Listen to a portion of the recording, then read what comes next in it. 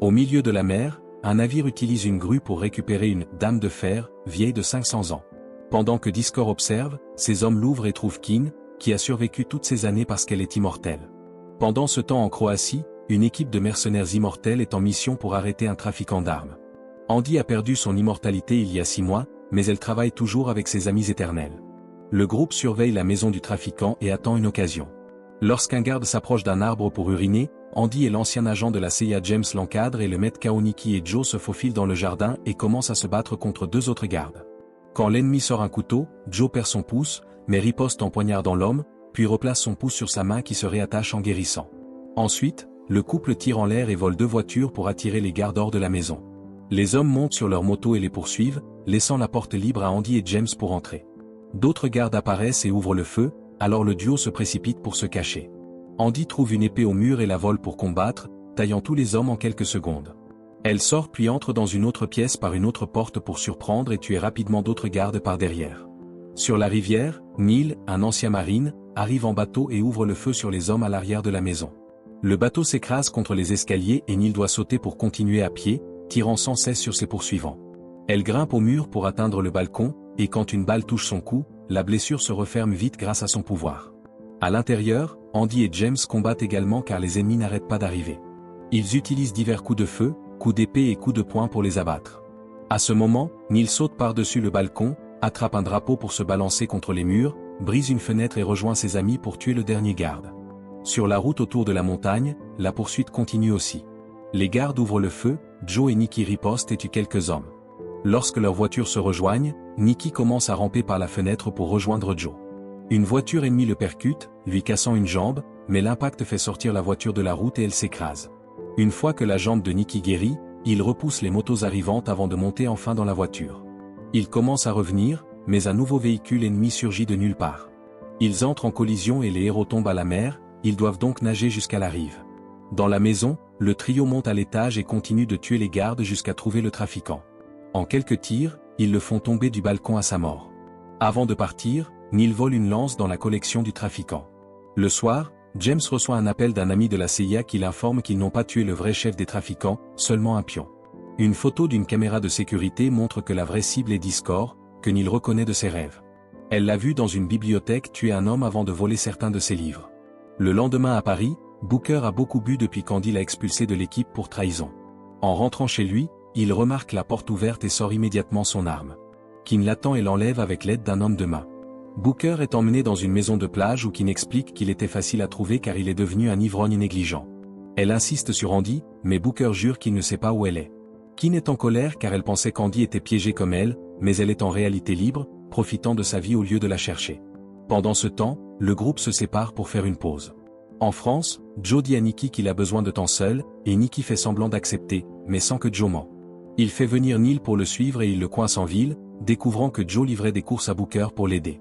Nikki et Joe se disputent à cause de la trahison de Booker mais sont interrompus par Neil, qui a inspecté l'appartement de Booker. Elle ne l'a pas trouvé mais a découvert du sang sur les murs et le sol.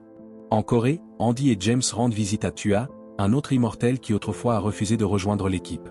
Andy suppose qu'il est l'homme du rêve de Neil et veut en discuter, alors il les emmène à sa bibliothèque souterraine où il conserve l'histoire de tous les immortels. Certains livres manquent, confirmant que le rêve de Neil est une vraie vision. Tua explique qu'il a été volé par Discord, la première des immortels. Discord et Tua étaient amis et ont même vu comment Andy et Kin ont été capturés il y a 500 ans par des fanatiques religieux. Peu importe combien Tua a supplié pour les aider, Discord a refusé et s'est éloigné. Tua a réussi à sauver Andy, mais il était trop tard pour Kin qui avait déjà été jeté dans l'océan. Pendant qu'elle se faisait discrète, Discord passait son temps à accumuler richesses et pouvoir pour se protéger de la cruauté de l'humanité, ce qui explique ses liens avec les trafiquants d'armes. Tua ignore pourquoi elle est revenue maintenant, mais elle a volé les livres contenant l'histoire de l'équipe.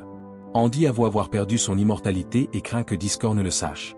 Quelques heures plus tard, ils retournent à leur planque où Tua retrouve le reste de l'équipe. Après avoir échangé des informations, Joe reçoit un appel de Booker qui demande une rencontre.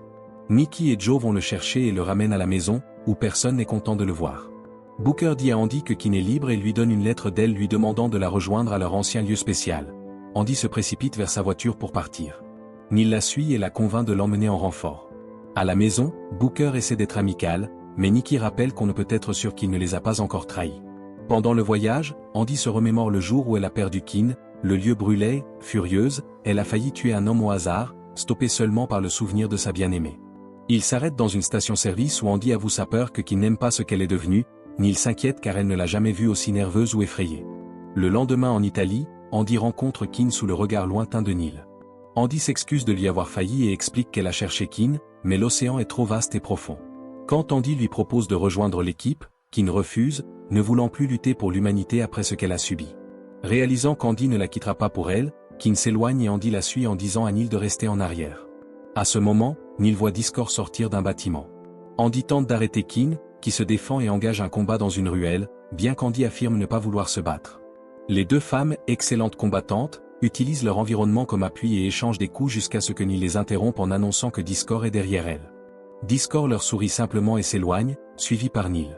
Keane prononce le nom de Neil, ce qui fait comprendre à Andy qu'elle a été sauvée par Discord, signe qu'elle collabore.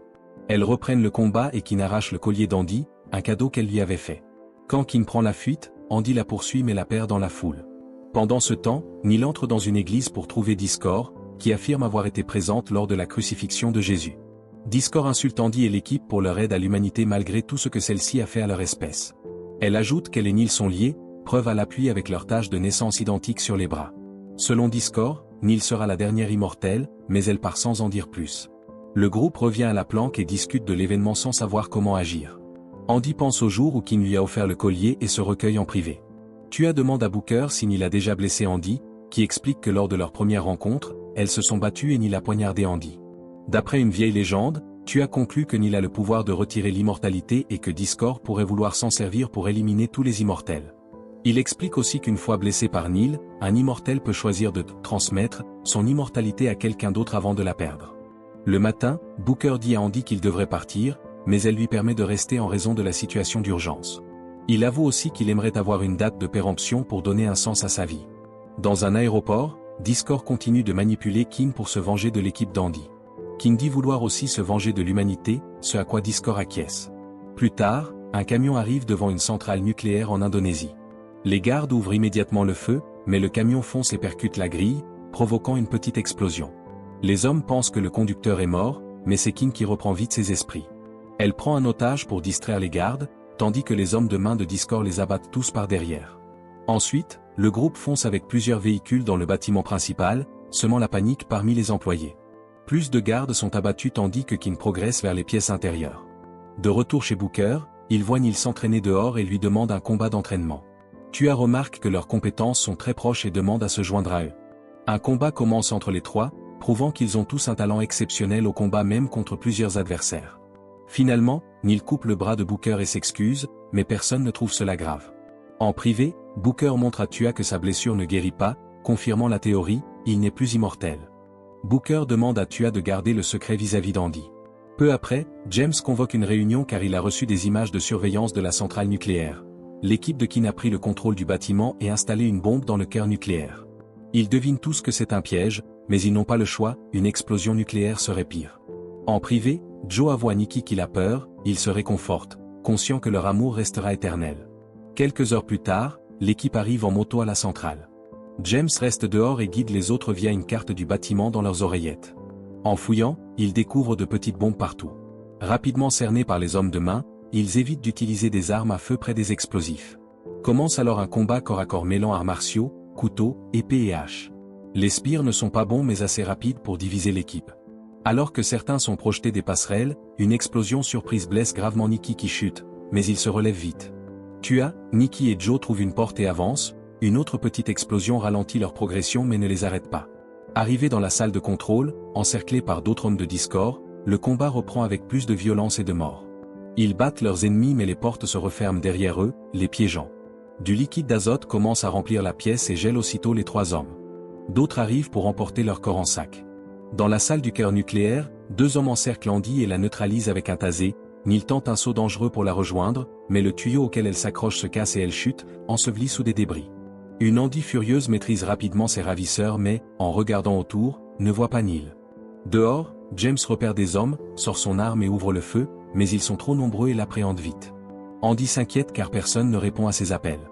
Surprise par plusieurs hommes qui la maîtrisent au sol, elle est sauvée par Booker qui les assomme avec sa hache. Une nouvelle explosion bloque leur sortie, ils doivent emprunter un autre chemin. Andy comprend que Discord contrôle les portes et casse les caméras de sécurité. Booker remarque ses blessures qui guérissent et lui révèle lui avoir donné son immortalité. Dans un couloir, ils éliminent d'autres sbires, Andy se blesse au bras, voit la blessure guérir et croit enfin l'histoire de Booker. D'autres ennemis arrivent, Booker se sacrifie en courant derrière une porte qu'il referme pour laisser Andy continuer seul pendant qu'il retient l'ennemi. Désespéré, Andy tente d'ouvrir la porte sans succès. Booker est blessé de nombreuses fois mais continue à combattre, tuant tous ses adversaires avant de tomber mort. Pendant ce temps, Neil sort des débris et se dirige vers le cœur où elle trouve Kin. Elle tente de lui dire que Discord la manipule, mais Kin attaque.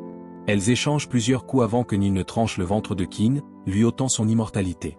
Alors que Kin regarde son plaie ouverte, Discord surgit derrière Neil et la poignarde, la mettant hors combat. Ses hommes emportent son corps. Avec le reste de l'équipe vaincue, la porte s'ouvre et Andy continue sa recherche. Elle trouve la bombe principale et Kin assise à côté, le détonateur en main.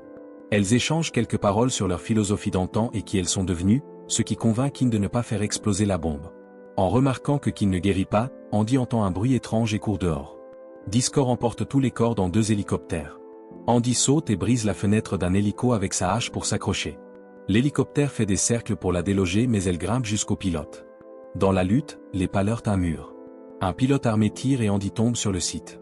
Elle met quelques minutes à guérir, permettant à un hélico de s'enfuir. L'autre s'envole en noir, Discord invitant Andy à la rejoindre. Andy saute à nouveau mais pousse Discord hors de l'hélico, et elle chute au sol. Discord ordonne à l'hélico de rester en arrière et combat Andy.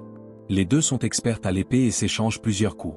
Quand elle se retrouve immobilisée, Andy remarque que les blessures de Discord ne guérissent pas, elle a perdu son immortalité.